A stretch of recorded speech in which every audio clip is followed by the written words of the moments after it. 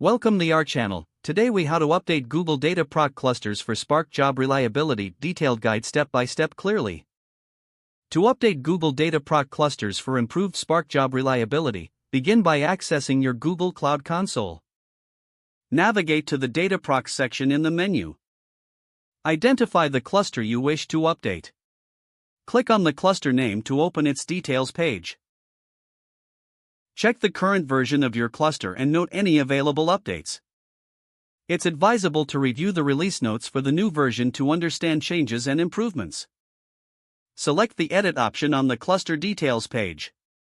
In the cluster configuration, locate the Image Version drop-down. Choose the latest stable version available for your Dataproc cluster. Next, verify other cluster settings, including machine types and auto-scaling options. Make any necessary adjustments to optimize performance for your Spark jobs.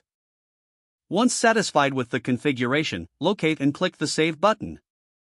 This will initiate the update process for your Dataproc cluster. Monitor the update progress in the console.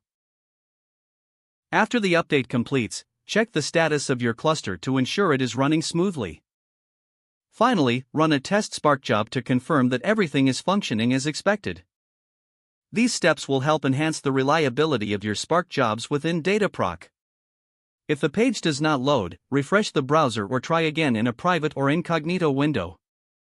Make sure you are using the correct email address, then retype it carefully to avoid small typos.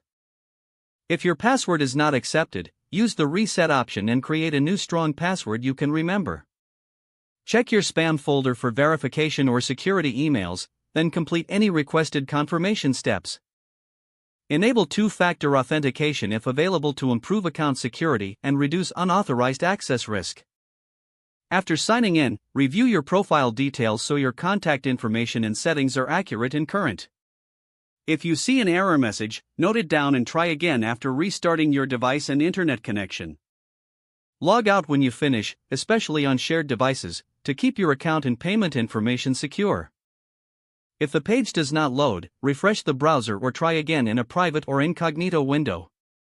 Make sure you are using the correct email address, then retype it carefully to avoid small typos.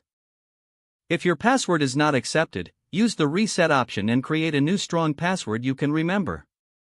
Don't forget to like this video and subscribe to our channel for more step-by-step tech guides.